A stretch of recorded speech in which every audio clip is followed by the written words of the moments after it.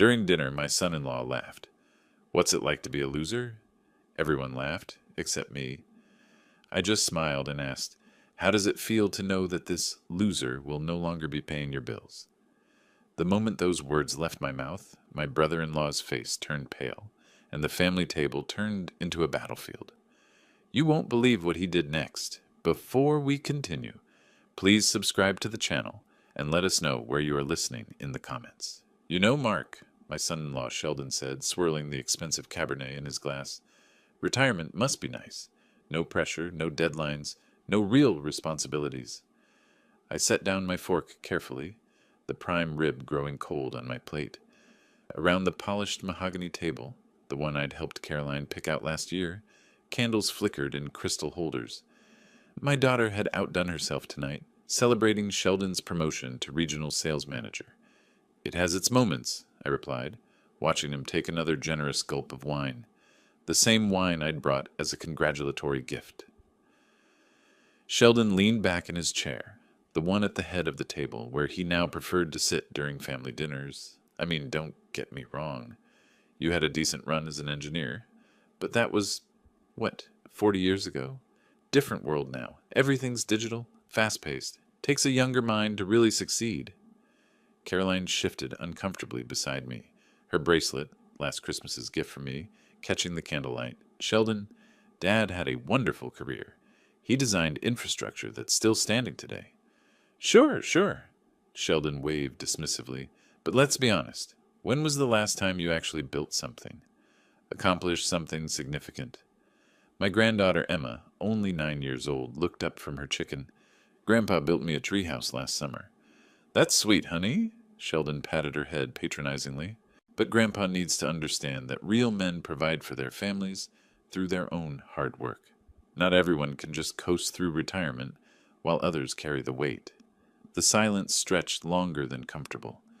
Caroline's nervous laugh filled the void. "Maybe we should talk about something else. Emma, tell Grandpa about your piano recital."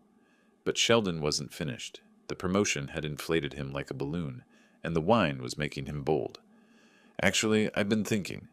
Now that I'm making real money, 6 figures, Mark, it might be time for everyone to start pulling their own weight." I knew exactly what he meant. 15 years of mortgage help, school tuitions, car payments, medical bills. 15 years of watching him spend money like water while I quietly covered the shortfalls. "Take Caroline, for instance," he continued, gesturing toward my daughter. "She's been out of the workforce so long, living off, well, let's call it family charity. Maybe it's time she rejoined the real world." Caroline's face went pale. She knew, as I did, that their lifestyle depended entirely on my quiet support. The private school uniforms hanging in the mudroom, the lease on Sheldon's BMW, the kitchen renovation they'd completed last fall, all impossible without my help. Tommy, my 12-year-old grandson, sensed the tension. "Are we in trouble, Dad?" "No, son, but it's important to understand the difference between earners and dependents, between providers and—" He looked directly at me. "Those who've given up trying." The insult hung in the air like smoke. Caroline reached for her wineglass with trembling fingers. The children exchanged worried glances. Sheldon leaned forward, emboldened by what he mistook for my silence. "I don't mean to be harsh, Mark, but someone needs to ask the hard questions. When was the last time you contributed something meaningful? When did you last feel the satisfaction of earning your own way instead of just existing?" He paused for effect, savoring what he believed was his moment of dominance. "How does it feel to be a failure?" The question landed like a physical blow.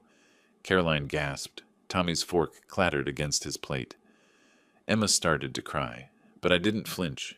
Instead, I took a slow sip of water, set the glass down precisely, and looked Sheldon directly in the eyes. "How does it feel?" I said, my voice steady and clear. "To know this failure won't be paying your bills anymore?" The color drained from Sheldon's face faster than wine from a broken bottle. Caroline's hand flew to her mouth. The children stared in confusion as their father's triumphant expression crumbled into something approaching panic. I continued eating my dinner, cutting each piece of meat with deliberate care while the table sat in stunned silence. Outside, darkness was settling over the suburban neighborhood, and I could hear the distant sound of a neighbor's dog barking. After what felt like an eternity, I wiped my mouth with the linen napkin, stood, and kissed Emma and Tommy goodbye. Thank you for dinner, Caroline. It was delicious. I walked to the front door, grabbed my coat from the closet, and stepped into the cool March evening, leaving behind a table full of people, finally beginning to understand what 15 years of quiet generosity had actually meant. The 15-minute drive home passed in silence, my hands steady on the steering wheel, despite the storm brewing inside. I pulled into my driveway, the motion sensor light casting long shadows across the front steps. Inside, I hung my coat in the hall closet and walked directly to my study. The room smelled of old paper and furniture polish.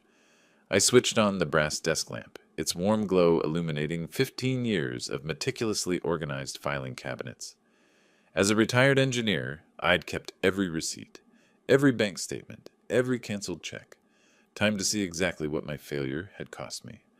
I opened the first drawer, labeled 2009-2012. The folders were color-coded, blue for mortgage assistance, green for auto loans, yellow for school expenses, red for medical bills. My wife Martha had died in late 2008, and by January 2009, Caroline was already struggling. The first mortgage payment assistance, $2,800 February, another $2,800 March, the same. I spread the statements across my mahogany desk, the numbers forming neat columns under the lamplight, $2,800 every month for 180 months. My calculator showed $4,000 in mortgage assistance alone. Next came the car payments, Sheldon's BMW lease, Caroline's SUV loan, $200 monthly for 8 years. Another $200. The numbers climbed steadily, each folder revealing another layer of generosity I'd forgotten. Private school tuition receipts filled an entire drawer. Tommy's education from kindergarten through 7th grade. Emma's from preschool through 4th. Elite academies with swimming pools and foreign language programs. $24,000 annually, sometimes more for summer camps and extracurriculars. 16 years of education expenses, $192,000 medical insurance premiums when Sheldon was between jobs. Dental work for the children, emergency room visits, Caroline's therapy sessions after the divorce scare 3 years ago. Each manila envelope contained hundreds of co-payment receipts, insurance forms, medical bills I'd quietly covered. $8,000 yearly for 15 years, $120,000. I found vacation receipts tucked behind insurance papers. Disney World, 2015. European Cruise, 2018. Ski lodge rentals in Aspen. Christmas presents. Emergency car repairs.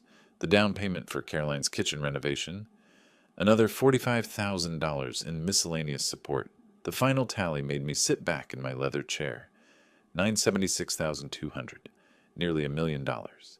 For the first time since Martha's funeral, I felt the full weight of that promise I'd made at her bedside. Don't worry about Caroline, I'd whispered to my dying wife. I'll make sure she's secure. I remembered Caroline's tears at the funeral, her panic about the mortgage she and Sheldon couldn't afford alone. How grateful she'd been then, calling weekly to thank me, sending homemade cookies, bringing the grandchildren for Sunday visits. When had the gratitude stopped? When had my help become expected rather than appreciated? I pulled out my personal financial statements, the ones showing my own sacrifices, the smaller retirement account because I'd postponed investing, the modest 2-bedroom home instead of the lakefront property I'd wanted, the 15-year-old truck in my garage while Sheldon drove luxury vehicles, the travel brochures I'd collected but never used because Caroline always needed something, the hobbies I'd abandoned, the woman from church who'd stopped asking me to dinner because I was always helping family. I'd given them nearly $1 million in 15 years of my own dreams. At 10:30 p.m., I reached for my phone and bank contact list. Tomorrow would bring interesting conversations with automatic payment departments. Sunday morning, coffee tasted different somehow, stronger. I sat at my kitchen table watching sparrows fight over crumbs outside the window, then returned to my study, where neat stacks of documents waited, like soldiers ready for deployment. First National Bank answered on the third ring. Account services, this is Jennifer. How may I help you?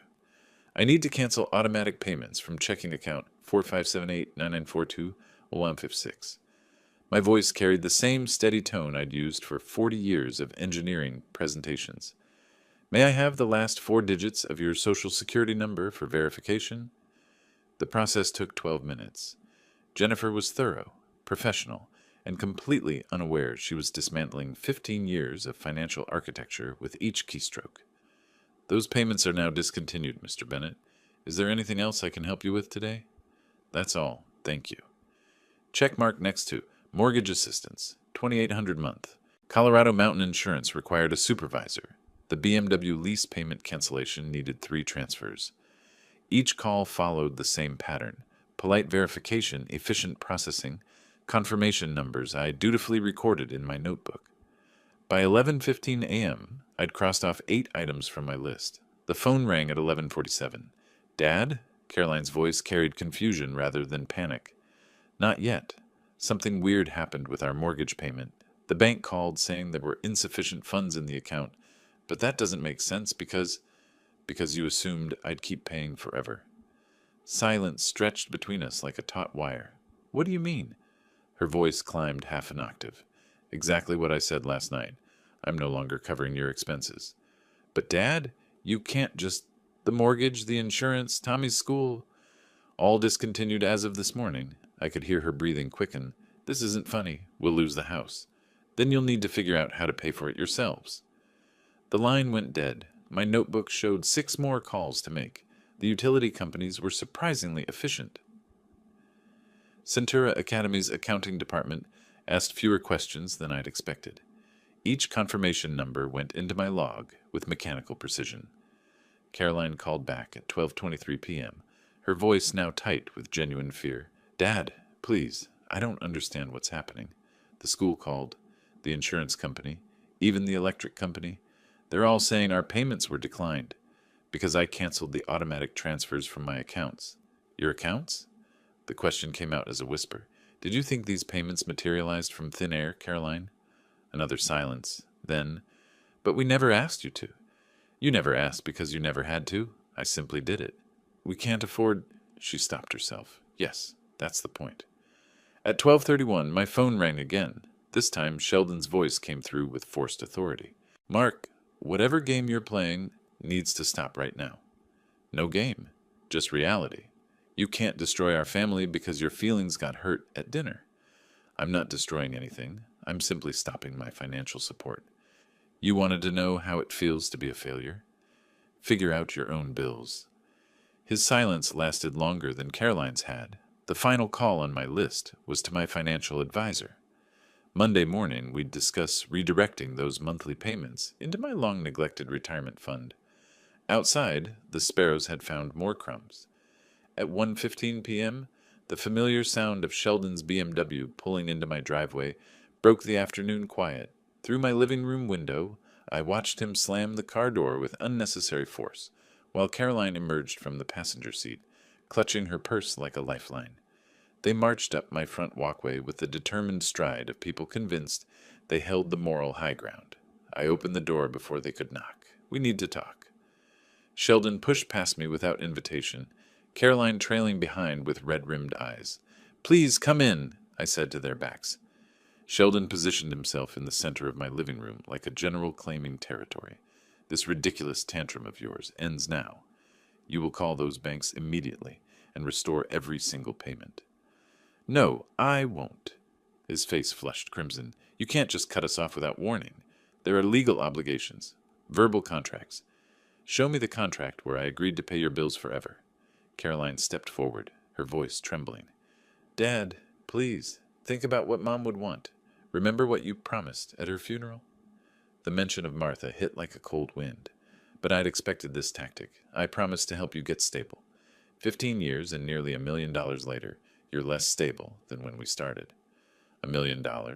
Caroline's whisper barely carried across the room. I walked to my desk, retrieved my calculator and notebook. $976,200, mortgage assistance, car payments, insurance, school tuition, medical bills, vacations, emergencies. Should I break it down by category? Sheldon's bluster faltered for exactly 3 seconds. Then, That's impossible. We never asked for that much. You never asked for anything. You simply expected it. Caroline sank onto my couch, her face pale. But the children, Tommy's baseball league, Emma's dance classes, will continue. But I'll pay those directly from now on. No more money flowing through you and Sheldon. You can't divide the family like that, Sheldon snapped. We're a unit, a team. Teams require mutual respect. When did either of you last thank me for anything? The question hung unanswered in the afternoon air. Caroline's tears started slowly, then built to the desperate sobs I remembered from her teenage years. I didn't know it was so much. I thought you wanted to help. I thought it made you happy. It did, until you stopped appreciating it and started demanding it. Sheldon began pacing my carpet like a caged animal. Fine. You want gratitude? Thank you. There. Now restore the payments. Gratitude doesn't work retroactively, Sheldon. His pacing stopped. For the first time since entering my house, he looked genuinely worried rather than merely angry. What exactly do you want from us? I want you to figure out how to live within your means. I want my grandchildren to see their parents working for what they have, instead of expecting handouts. I want to be treated like a father and grandfather, not an ATM. Caroline looked up through her tears. What if we can't? What if we lose everything? Then you'll learn what failure actually feels like.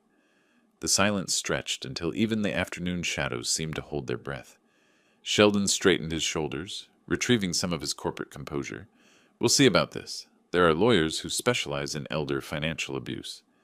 I almost smiled. Please call them. I'd love to explain how I've been financially abused for 15 years. They left without another word, Sheldon's BMW roaring to life with more aggression than the engine probably appreciated. I stood at my window, watching them disappear down the street, and realized my hands were shaking. Silence filled my house like water flooding a broken dam. I collapsed into my leather armchair, the one Martha had given me for our 20th anniversary, and stared at the wedding photo on the mantel. Caroline's radiant smile, Sheldon's humble bow tie, Martha's glowing face beside me.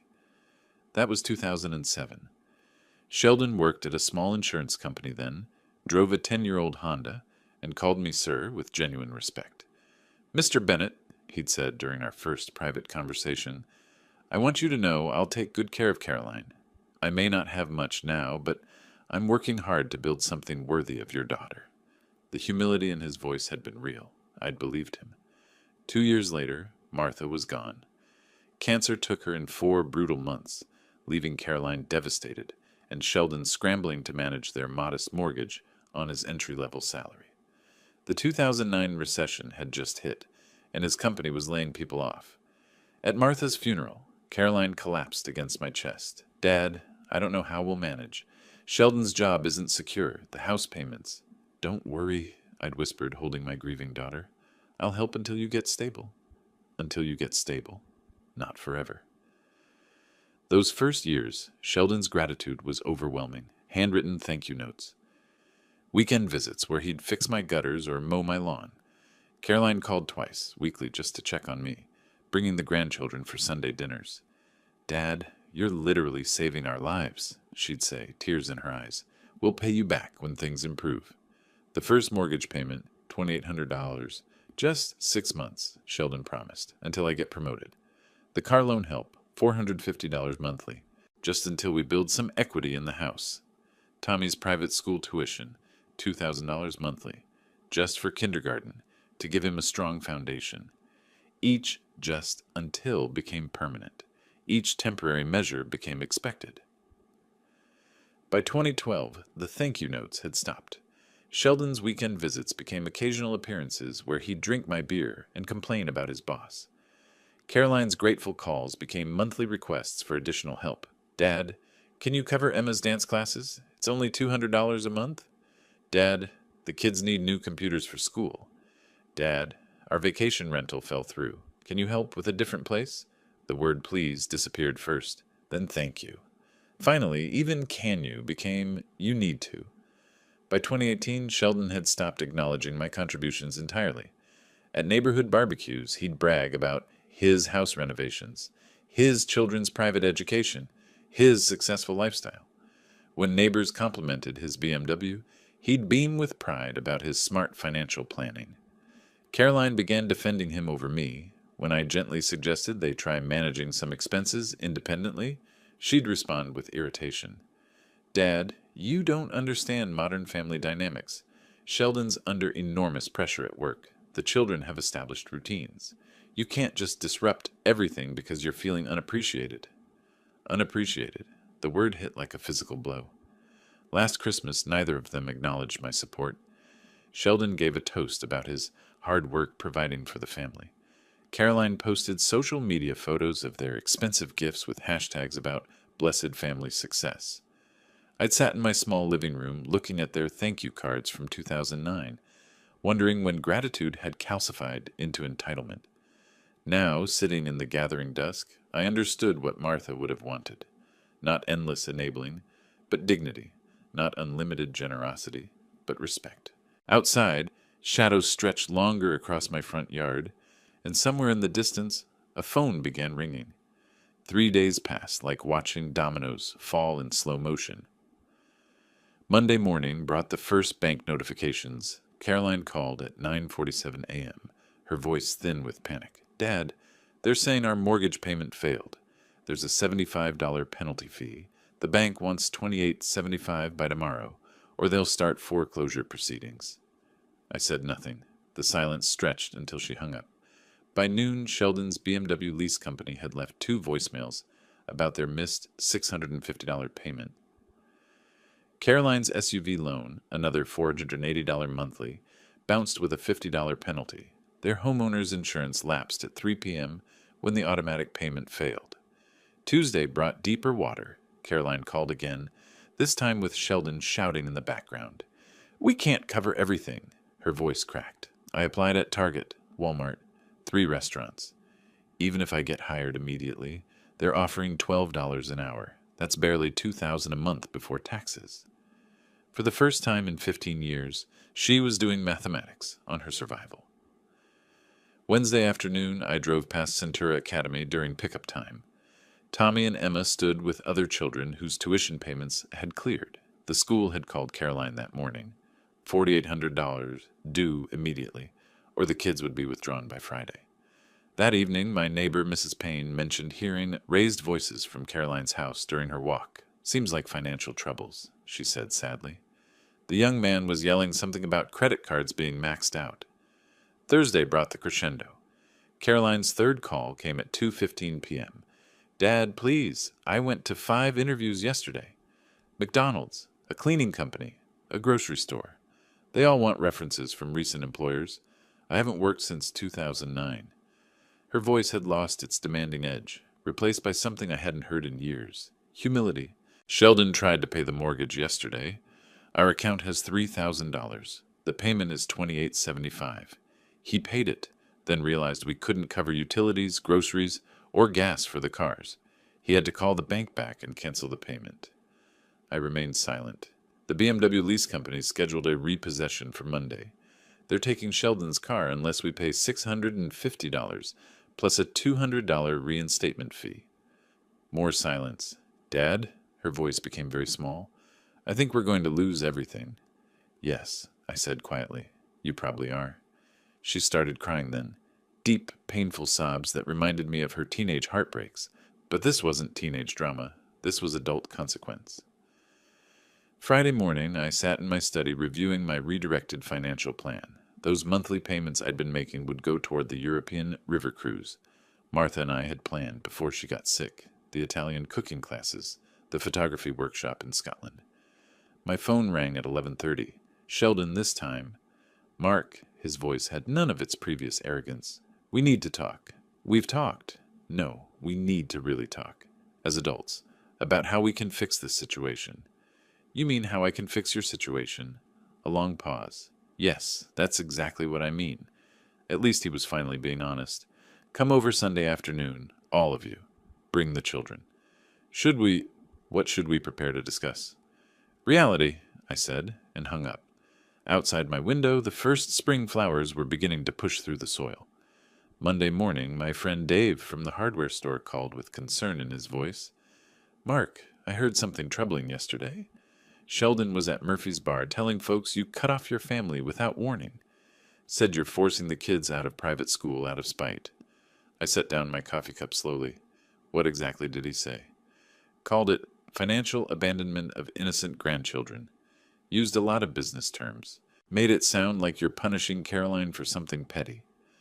By Tuesday, Caroline had called my late wife's sister, Janet.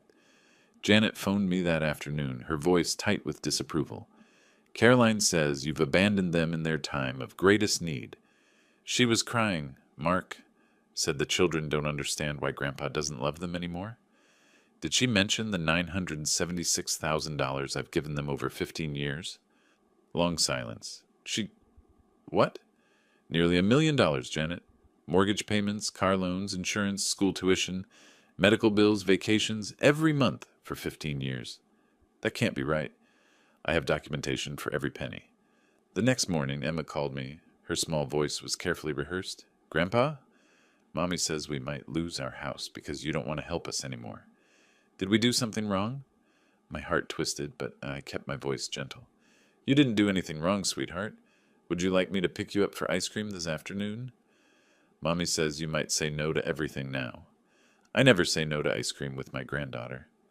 That afternoon at Dairy Queen, Emma's scripted sadness melted away as she told me about her art project. When I dropped her off, Caroline watched from the window with calculating eyes. Wednesday brought a more direct confrontation. Nancy Morrison, a longtime neighbor, approached me at the grocery store. Mark Bennett, I'm ashamed of you. Her voice carried across 3 aisles. Cutting off your own daughter when she needs you most? What would Martha think? I faced her calmly. Martha would think 15 years and nearly $1 million was generous enough. Nancy's righteous anger faltered. $1,976,200. Mortgage assistance, car payments, school tuition, insurance premiums, medical bills, vacation expenses. Would you like to see the bank records? Other shoppers had stopped to listen. Nancy's face reddened. Caroline mentions very little about what she receives, Nancy. Only what she wants. That evening, Dave called again. Sheldon was back at Murphy's tonight. Tried the same routine, but Bill Henderson was there.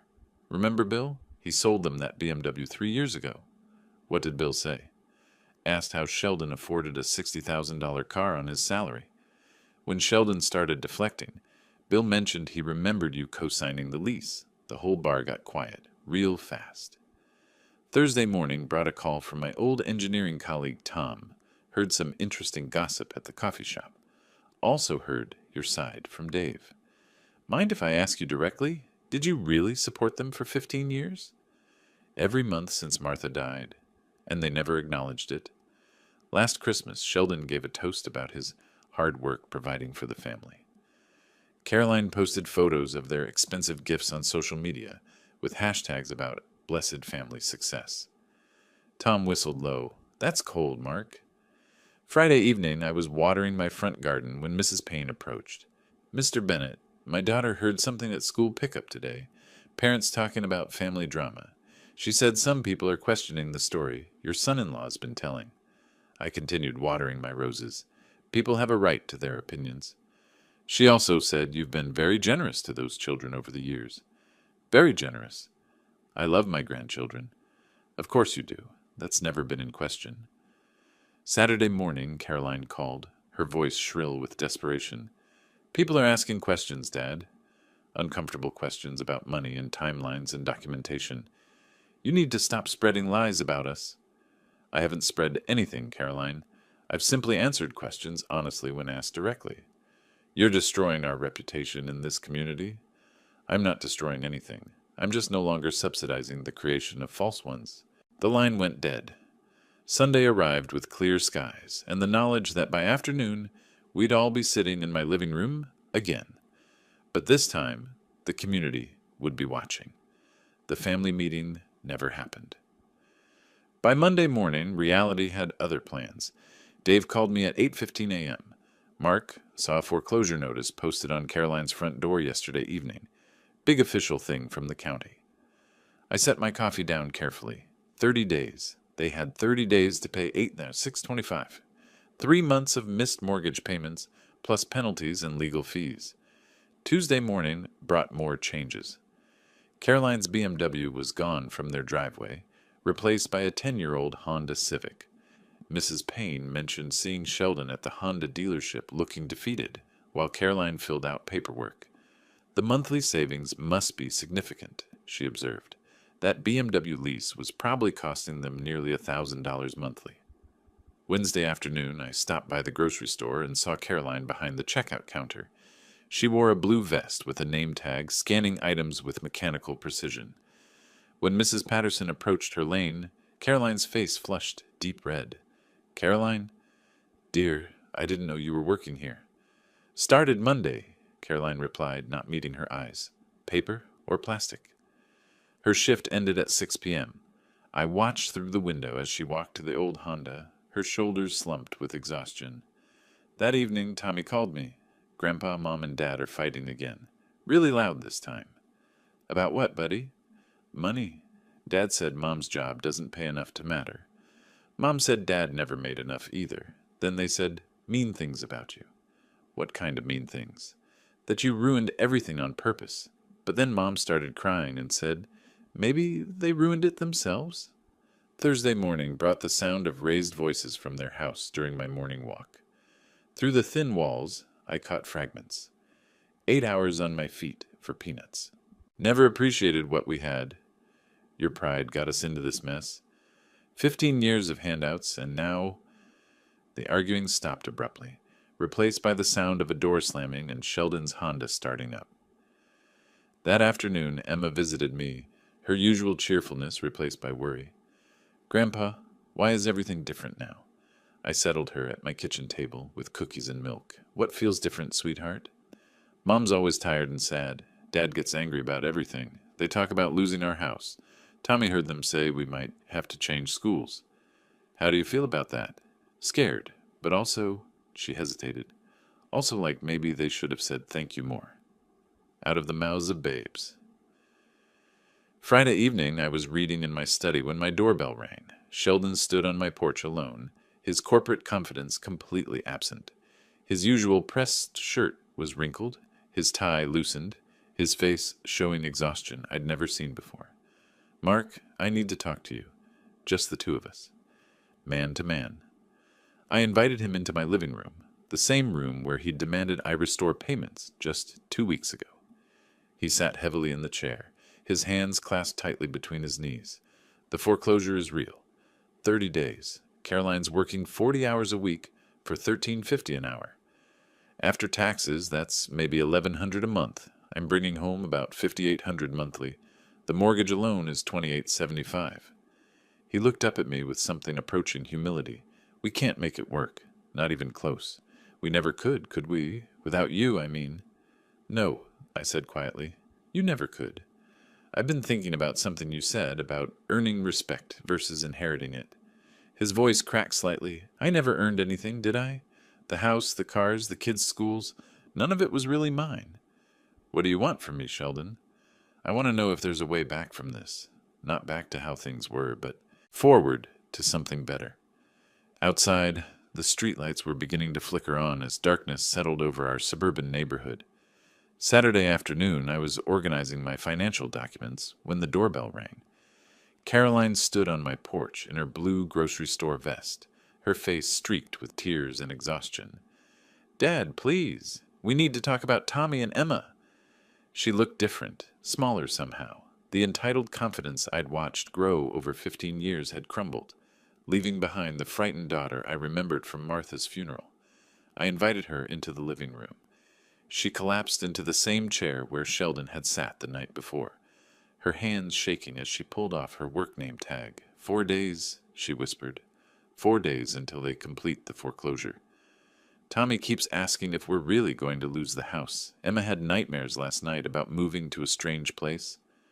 What do you want from me, Caroline? I want my children to have stability. I want them to finish the school year with their friends. I want Emma to sleep through the night without crying about leaving her bedroom. She looked up at me with eyes that held no trace of manipulation, only raw, maternal desperation. I've been working 40 hours a week on my feet, scanning groceries for people who used to be my friends.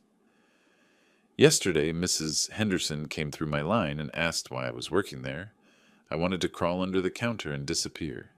But you didn't? No, I smiled and asked paper or plastic, because I finally understand what work means, what earning means, what you've been trying to teach us. She wiped her nose with a tissue from her purse. Sheldon told me about your conversation last night. He said you asked if there was a way forward. There might be, but it would require significant changes from both of you. Tell me. I leaned forward in my chair. I'll pay Tommy and Emma's school tuition directly to Centura Academy. I'll cover their clothing, medical expenses, sports activities, and music lessons. I'll establish college funds for both of them. Caroline's face brightened with the first hope I'd seen in weeks.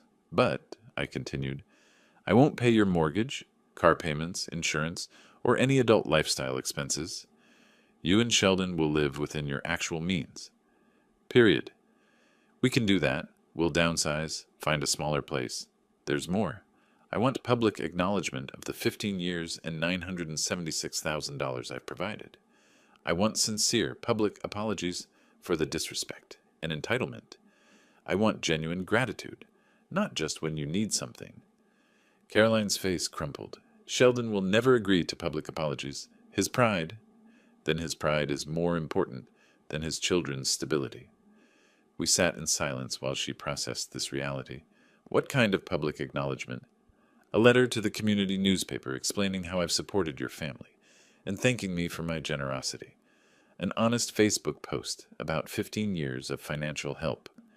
Face-to-face apologies to the people you've lied to over the past 2 weeks. And if we do this, all of it, your children will have educational security and grandfather's love. You'll have a relationship with me based on honesty and mutual respect, but you'll also have a lifestyle limited by what you and Sheldon actually earn. Caroline covered her face with her hands. I don't know if I can convince him. You have 48 hours to decide. After that, the offer expires. She stood slowly, her grocery vest wrinkled from the long day. At the door, she turned back. Dad, thank you for still caring about Tommy and Emma. I never stopped caring about any of you, Caroline. I just stopped enabling you. After she drove away in the old Honda, I sat in my living room watching the evening news. Somewhere across town, a very difficult conversation was about to begin. Caroline's Honda pulled into their driveway at 5:30 p.m.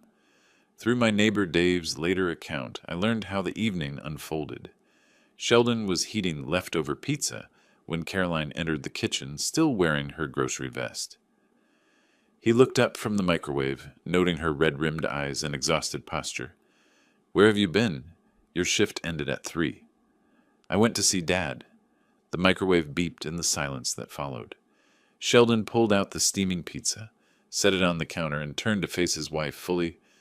You went behind my back after everything we discussed about handling this together? We're out of time, Sheldon. 4 days until foreclosure. The children are terrified. I had to try something. Caroline sank into a kitchen chair, pulling off her name tag with trembling fingers. He's willing to help, but there are conditions. What kind of conditions? He'll pay for Tommy and Emma's school, clothes, activities, medical expenses. He'll set up college funds for both of them. Sheldon's face brightened. That's fantastic. When does he restart the mortgage payments? He doesn't. We have to live on what we actually earn. The brightness faded instantly. That's impossible. You know our expenses. He wants something else, too. Caroline's voice dropped to barely above a whisper. Public apologies. Acknowledgement of the 15 years and $976,000 he supported us. Sheldon's face went white, then red. He wants me to humiliate myself, publicly admit I've been... What, a charity case? Sheldon, he spent nearly $1 million on us. $1 million. Do you understand what that means? It means he chose to help family. That's what fathers do. Caroline stood up slowly, her grocery vest wrinkled and stained. No, that's what saints do. And we treated him like an ATM. From upstairs came the sound of Tommy's voice calling down, Mom? Dad? Why are you yelling? Both parents stopped, realizing their voices had risen. Emma appeared at the top of the stairs in her pajamas, rubbing her eyes. Are you fighting about Grandpa again? Caroline climbed the stairs to comfort her daughter, while Sheldon paced the kitchen, his hands clenched into fists. When Caroline returned 20 minutes later, She found him staring at the foreclosure notice on the counter. "I won't do it," he said without looking up. "I won't stand in front of our neighbors and admit I'm a failure who couldn't provide for his own family." "Then what's your solution? Where are we going to live? Where will the children go to school?" "We'll figure something out. Get a loan. File for bankruptcy. Something. Anything but crawling to your father and begging forgiveness for imaginary sins." Caroline pulled out her phone and opened the calculator app. "Okay, let's figure it out. Our combined monthly income is $6,900. The mortgage is $2,875. That leaves $40, $25 for everything else." She continued typing numbers. "Car payment for the Honda, $350. Insurance, $250. Utilities, $300. Groceries, $600. Gas, $200. That's $1,600, leaving us $2,625. See? We can make it work. I haven't added the children's expenses yet. Tommy's baseball league, $120 monthly. Emma's dance classes, $80. Both kids' school supplies, clothes, medical copays, birthday parties, Christmas gifts." Caroline's voice cracked. "Sheldon, we can't afford our children." Through the thin walls, Tommy's voice drifted down again. "Mom, Emma's crying. She says we're going to be homeless." Caroline looked at her husband with eyes that held no trace of the entitled woman who had demanded her father restore their payments 2 weeks ago. "We have 36 hours to decide.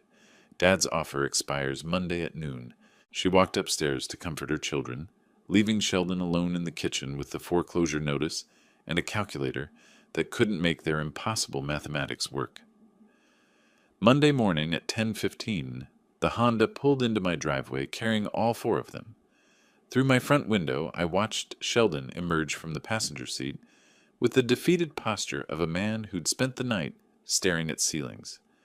Caroline knocked on my door, flanked by Tommy and Emma in their school clothes. Sheldon stood behind them, his business shirt wrinkled, his eyes rimmed with exhaustion. "Dad, we need to accept your offer, all of it." I invited them into my living room. The children settled on my couch, while Caroline took the same chair she'd occupied Saturday. Sheldon remained standing, his hands clasped behind his back, like a defendant awaiting sentencing. "The bank called this morning," Caroline continued. "Foreclosure completes at 3 p.m. unless we pay $8,625. We don't have it." Emma tugged on my sleeve. "Grandpa, are we really going to lose our house?" "Not if I can help it, sweetheart." Sheldon cleared his throat. "Mark, I need to say some things." He walked to my mantel, studying the wedding photo of Martha and me, then turned to face his family. 15 years ago, you offered to help us temporarily. I took that help and turned it into a permanent arrangement without ever acknowledging what you were sacrificing." His voice cracked slightly. "I told people the house renovations were from my success at work. I bragged about the cars like I'd earned them. I let Tommy and Emma think their grandfather was just being nice instead of being their actual provider." Caroline reached over and took Emma's hand. "Dad, I owe you apologies too. I took your generosity and treated it like inheritance, like something I deserved instead of something you chose to give." "You paid our mortgage for 15 years, Sheldon added. $504,000. You paid our car loans, insurance, school tuition, medical bills, vacations, Christmas gifts, birthday parties, dance classes, baseball leagues." Tommy looked up with wide eyes. "Grandpa paid for my baseball." "Grandpa paid for everything," Caroline said quietly. "Almost $1 million over 15 years. Emma's small voice cut through the heavy air. "Why didn't you tell us?" Caroline's face reddened. "Because we were ashamed. Not of Grandpa's help, but of how we acted like we didn't need it." I leaned forward in my chair. "If I help you keep the house today, things will be different. I'll pay Tommy and Emma's school tuition directly to Centura Academy. I'll cover their medical expenses, clothing, activities, and college funds, but I won't pay your mortgage, car payments, or any adult lifestyle expenses. You'll live on what you actually earn." Sheldon nodded slowly. "We understand." "There's more. I want public acknowledgement. A letter to the community newspaper thanking me for 15 years of support. Social media posts expressing genuine gratitude. Face-to-face apologies to the neighbors you've lied to." "When?" Caroline asked. "This week. Before Saturday." Sheldon's jaw tightened, but he nodded again. "What else?" "Monthly family dinners here. Not to report your finances, but to maintain proper relationships. To remember that family means respect, not entitlement. I stood and walked to my desk, pulling out my checkbook. I'm going to call First National and arrange an emergency payment, but this is the last mortgage payment I ever make for you. After today, you sink or swim on your own income. As I dialed the bank, I heard Emma whisper to her mother, "Are we going to be okay now?" Caroline's voice was soft but certain. "Yes, sweetheart, we're going to be just fine." For the first time in 15 years, I believed she was right. 3 months later, on the third Saturday of June, they arrived for our monthly family meeting at exactly 2 p.m. Caroline had been promoted to shift supervisor at the grocery store, earning $15.50 an hour. Sheldon had learned to balance their budget without expecting miracles. "Grandpa!" Emma bounded through my front door in her soccer uniform, grass stains on her knees and a medal around her neck. "Look what I won at the tournament." "That's wonderful, sweetheart. Tell me about the winning goal." While Emma regaled me with athletic heroics, Tommy showed me his report card, straight A's, and a note from his teacher, praising his improved attitude and confidence. Caroline set a manila folder on my coffee table. "Dad, here's this month's budget review. We're covering the mortgage, utilities, groceries, and car payment entirely from our combined salaries. We even started a small emergency fund." Sheldon, who 3 months ago couldn't look me in the eye, now contributed to our discussions with genuine respect. "Mark, I wanted to ask your advice about a potential promotion opportunity at work. The regional director position might open up next quarter. What would it involve?" "More responsibility, better salary, but also travel.